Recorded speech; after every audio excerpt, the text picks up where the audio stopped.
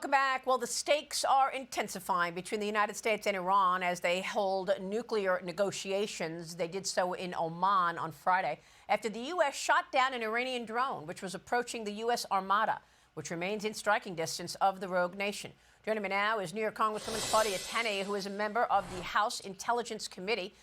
Congressman, it's great to see you today. Thanks for being here. First, on Iran, do you expect that we are going to see this flare up again? And should the president be doing more to help the people of Iran, in your view? Well, look, what the president has done is given a very clear red line. We have, decimated basically the nuclear capacity. The proxies have been minimized. The economy's in shambles, and the people are rising up against the Iranian people. And President Trump has a lot of leadership out there from other different countries for the first time. I've been leading an effort to get the IRGC designated as a terrorist organization. Europe finally did that, the EU. But the president right now, this is no time to offer lifelines to the regime. This is the time to enforce the red lines. And I'm hoping the president will continue to do that.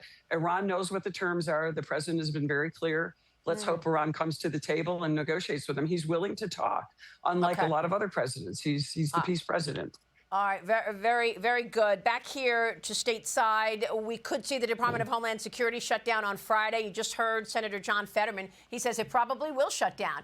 I cannot get my head around why the Democrats are so against showing ID to vote, by the way. Yeah, this is such an easy issue, Maria. It's so bipartisan. They're trying to create a partisan issue out of nothing. They're using, ancient terminology like Jim Crow laws, like Chuck Schumer. Look, there's nothing more fundamental than providing ID. I was just, as I think I was one of the observers in the recent Honduran election with the Intelligence Committee. And we observed the Honduran country require ID, proof that you're at the residence that you're at, and also biometrics so that you are the person you say you are.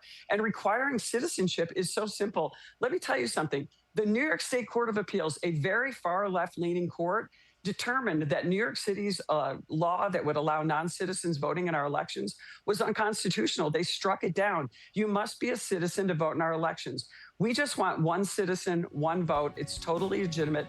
Every Democrat and Republican should vote for this. It's so obvious, Maria. You would think. So you've got a House vote this upcoming week. I want to take a break and then talk to you about this vote coming up on the SAVE Act this week. Stay with us. Claudia Tenney is here, and we'll be right back.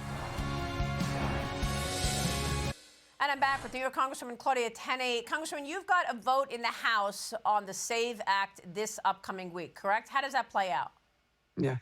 Well, obviously, we're going to pass this again in the House, and it's something that we need to have the Senate pass. Unfortunately, Chuck Schumer is holding this hostage in this funding bill that's coming up. Let's hope we can get this passed and have common sense. The only reason not to vote for this bill is that you want to cheat in our elections, to let non-citizens vote and to undermine election integrity. That's it. Otherwise, it should be a no-brainer. Every single member of the House and Senate should vote for this bill.